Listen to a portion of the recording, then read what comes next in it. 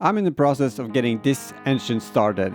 It's a 2.25 petrol engine from the Rover company. It's one of the easiest engines out there and a good place to start for any do-it-yourself mechanic. And I'm really a DIY mechanic and nothing else. If you're coming here for a how-to, then you're come to the wrong place. I'm just sharing my experiences, trying to restore this Series 2A and trying to get this 2.25 Rover engine to start before the summer. If you're new to this channel, I bought this Series 2A as a non-running project and it hasn't been started for 30 years. So that's the big challenge here, getting this running before the summer. Last time we looked at fuel and I kind of failed. The carburetor is leaking and the pump isn't pumping as good as we hope. So but go check it out if you haven't seen that. There will definitely be a fuel episode too. There is a playlist in the description if you want to see the whole series from the beginning. And also on the channel there will be a playlist of the Series 2A restoration. Today we will be looking at ignition and getting spark out on the spark plugs. To get that working, we need the major components to work, and the coil and the distributor here is some wild cards that I'm not really sure. The good thing is though that we can start measuring and finding out if the coil is working by using our multimeter. You can measure the resistance on the terminals here and then you should have some readings and we can see if it's totally broken or if it's not. Either it's broken and this will be a really short video, or it's working and then we can continue throughout and see if we can get the distributor set up and working. There are also some small things like we need a live feed coming from the ignition switch and to the coil itself. The live feed will build up a magnetic field here on the low end side, the low tension side, and then when the distributor comes to a certain point, it will open the circuit of the low tension. This will mean it will collapse the magnetic field and that will jump over to the high tension side of the coil, which will take the 12 volt to 30,000 volt going through the HT leads. And when that hits certain point for the HT lead for the right cylinder, it will go 30,000 volts all the way out to the spark plug, and that is the spark that you see. It's the 30,000 volt jumping from one pole on the spark plug to the other. There's probably someone who can explain this better than me, but that's how I have learned it and how I think it works. So just to make it easier on ourselves, I'm gonna remove the coil. Let's see if we can just loosen this up. Just to make it easier, just remove the whole thing and then we can test it on the bench. Damn.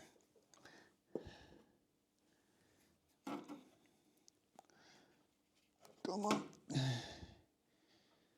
White feed. Okay.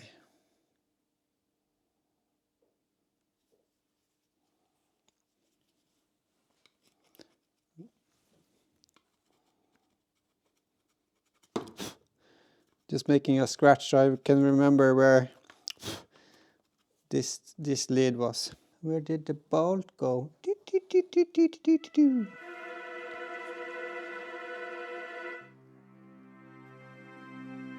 don't know.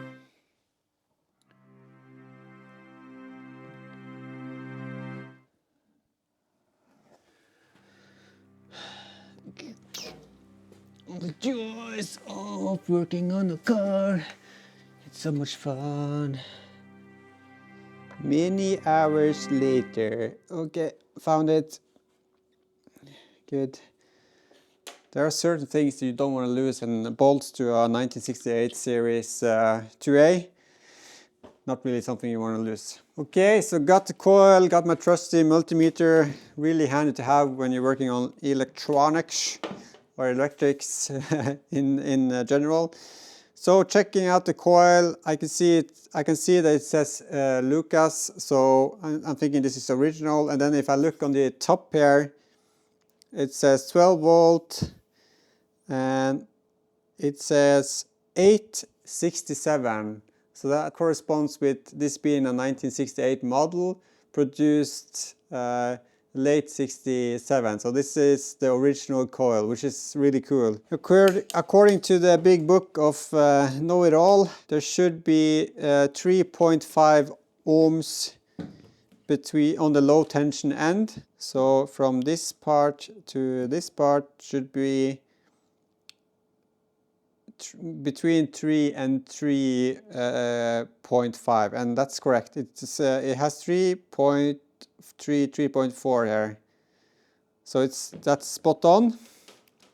And between the HT terminal, the one in the middle here, the 30,000 volt, and the 12 volt supply terminal, which we marked here, there should be 7,500 to 10,000 ohm.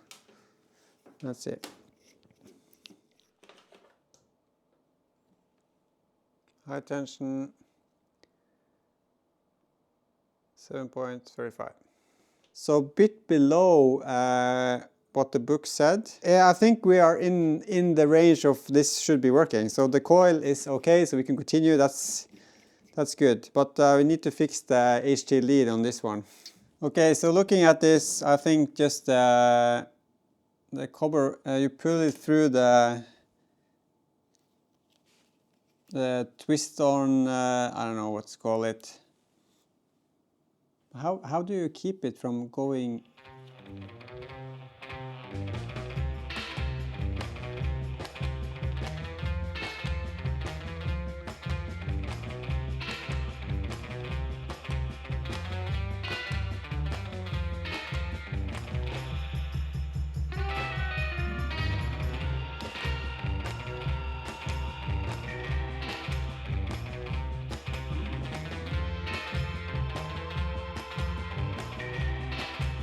Yeah.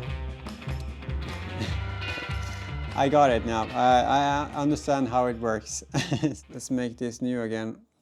Needs a bit of clean. It's basically green, this wire. Okay, so how this works? You have the screw on, then you put that on the wire, and then you have the copper shimmer, which you should put the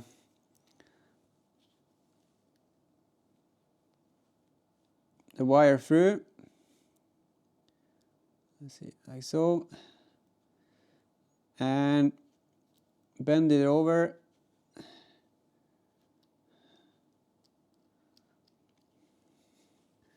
And when you screw this down, the screw on here presses on the copper washer, and that seals it down into the coil. Yeah. After working on this for a month, there's basically nothing clean on this car. Nothing electrics, nothing on fuel, nothing around the car is clean. So everything I touch basically needs a little bit of clean before I can put it back together. I'm just now noticing the plus and minus marks on the coil.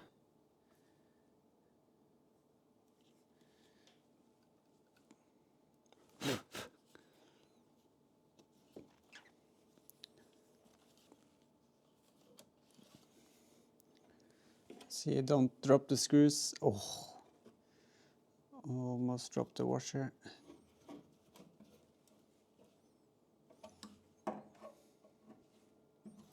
So coil is back in place and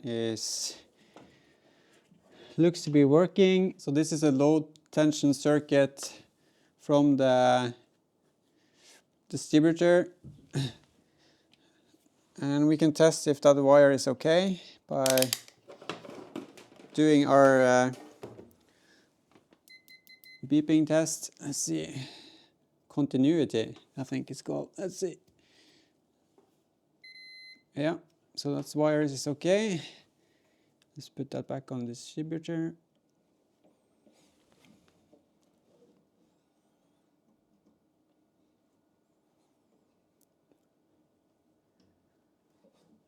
So you have a power feed, then you have the low tension lead going to coming from the distributor, and then you have high tension here going to the distributor. Okay, so now we know the coil works and the low tension lead between the coil and the distributor works. It's in order. I think we should open the distributor, just look inside, see how the pins are inside of the lid, and also, yeah, just see if there's a lot of dirt or something inside it. I haven't opened it up, so this is going to be the first time. Yeah, it's going to be interesting.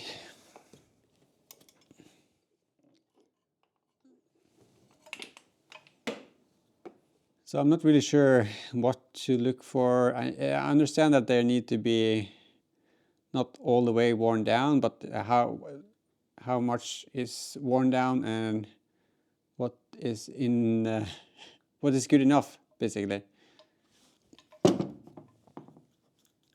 The spring works, so that's good. Not really sure what to look for. The contact points are there. I guess we can turn the engine and see what happens.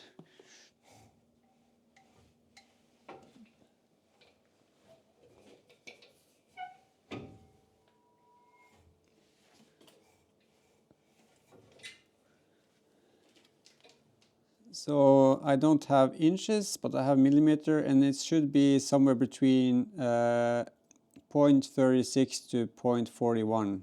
So both 35 and 40 should go in. So let's see if 35.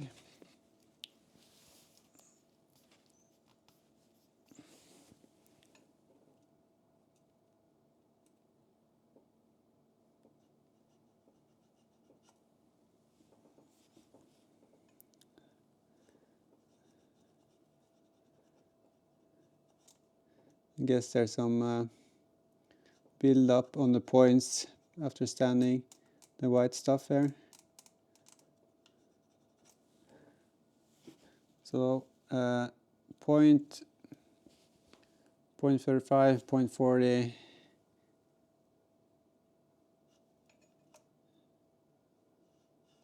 .40, get it to expand a bit. Okay. I don't think it's way off. You can turn the engine a bit and then see if you can get it better.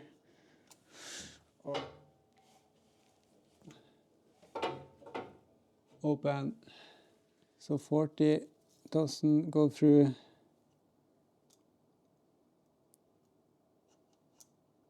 35 doesn't go through. 35. Barely fits.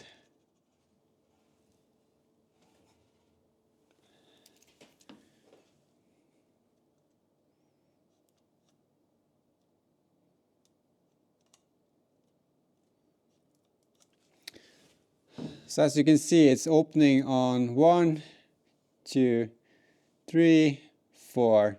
So you see for every HD lead this hits, this open, which breaks the low tension circuit, which creates the jump from 12 volt to 30 volts, and then sends it through all the way from the coil to the spark plugs. So dink, dink, dink, and dink.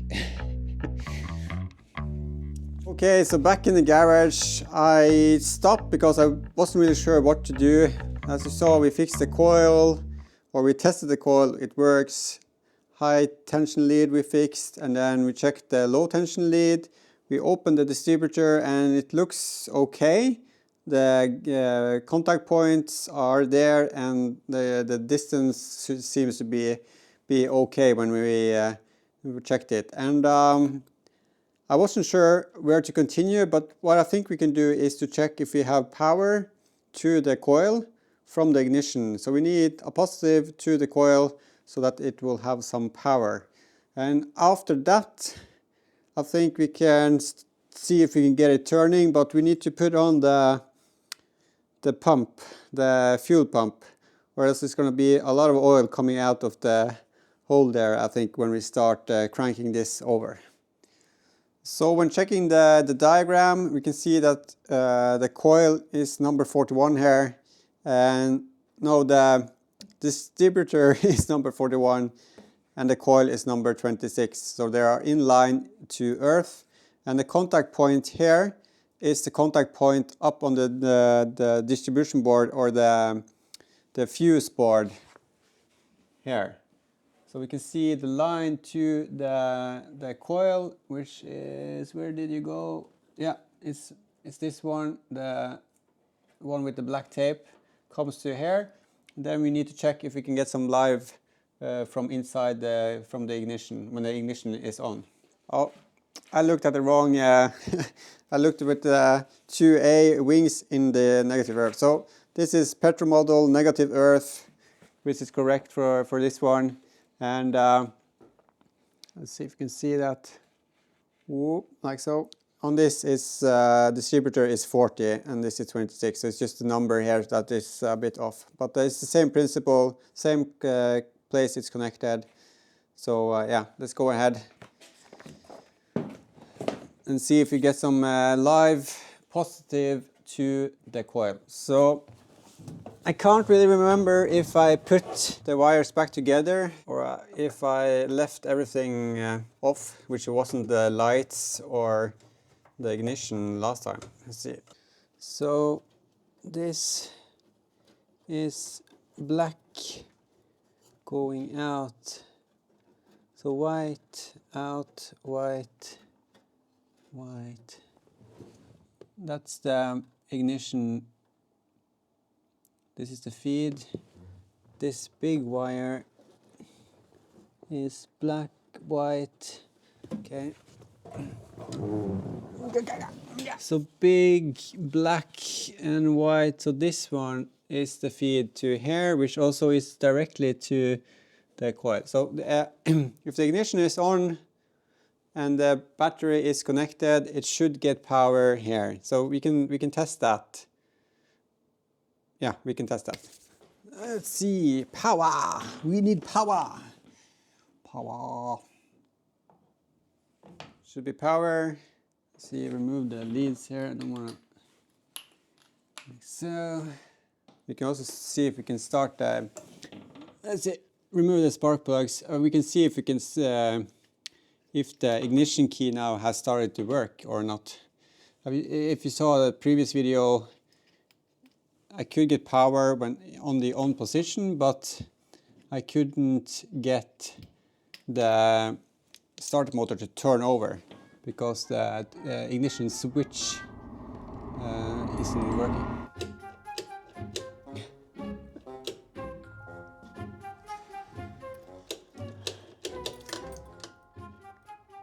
It's for some reason, but remove those and then we can test. Yeah, test. Testing, testing, testing, testing, testing.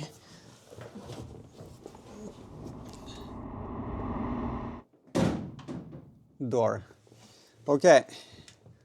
Hold door.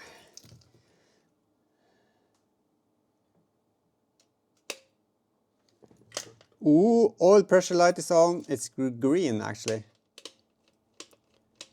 Ignition key not working. Okay. But if I put this in the on position now, don't want to short any wires. On position. On position, check. We can check voltage from plus here to ground. 6 volts. Let's see. 7 volts. Okay. Let's check the battery.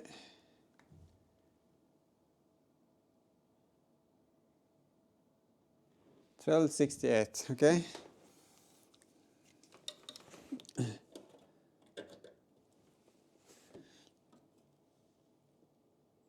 $12.62. So we have 12 volt up here, and we can check the positive side on the. Let's see. 12.60. So we have live feed to the coil through the ignition switch. So that's good. So in theory, if we use our cheating wire or jump the starter, we should get spark plugs sparking. Okay, so we need to put the pump back on, but first we need to fix the screws or studs. So when I took the pump out, the studs came out because you have this locking nut on the outside, and this is yeah, it seems to be a really tight squeeze on with this nut, so we need to already done one, but I need to clean this up, get this off, and then we can put on the studs again. A little clean with the steel brush is never wrong. Then some multi on there. Clean the threads a bit.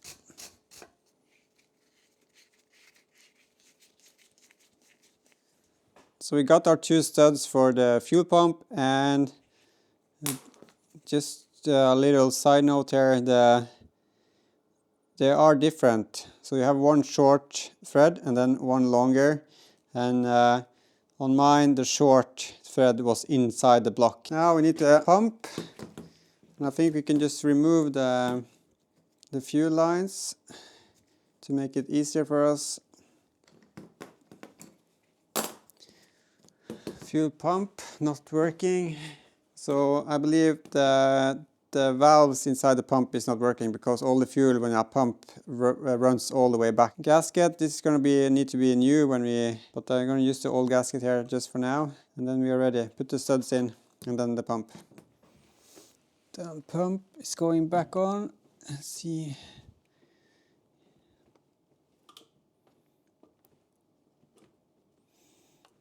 Okay, so you can get a 1/2 inch socket on there on both sides,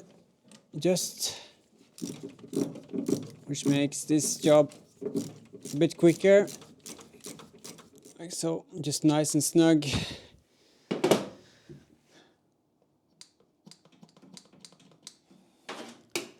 Pump is on. I was just going to do this job and put the pump back on, but now seeing this, and I just wanted to say how good it looks. Because I know all the hard work of cleaning it. It's not perfect, but from what it was before and now, it just made me really happy. It just means one step closer, even though it's a really small step. But with the pump on now, we can see if we can get spark.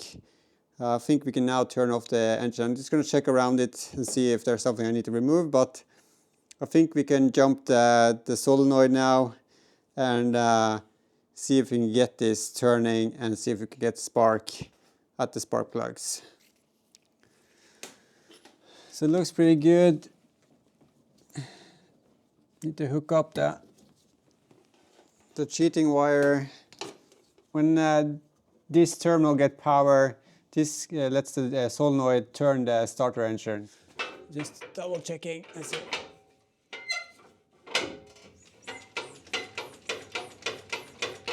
Yeah. Turns freely. And if we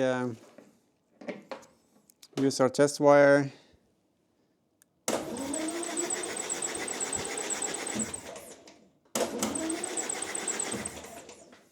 we got a spinning engine, which is really cool. And then now we can check for spark, which we have been waiting for. So let's do number 1. Let's see. I think this is ground enough. Let's see. Spark. Okay, I'm afraid of holding it.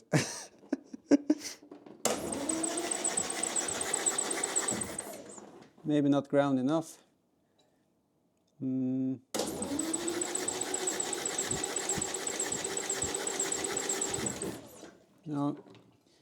No spark. Okay, so we got... Oh.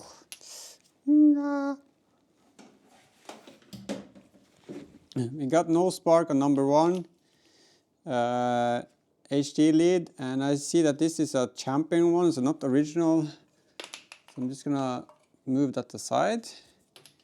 And then we can see,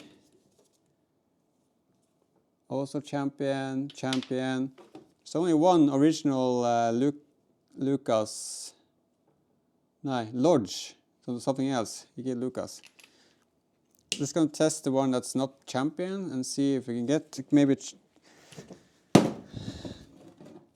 do another spark plug.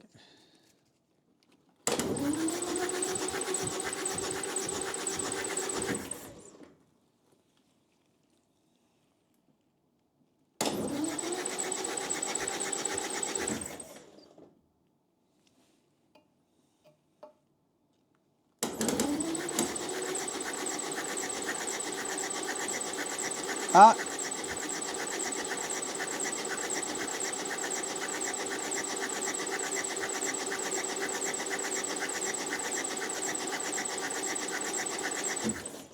Spark!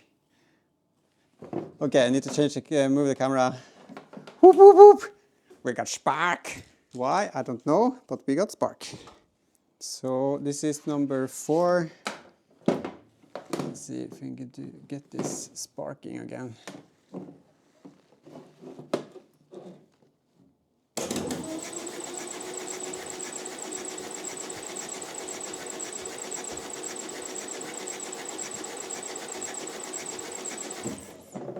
So we got spark on number 4. Let's see. Let's test number 1 again.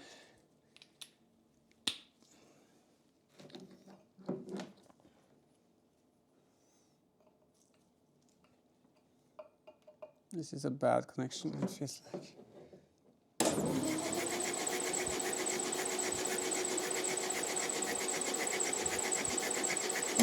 Oh, I can feel the voltage there. Okay, so number 1 and number 4 works. Let's do number 3. Let's hold only on the lead.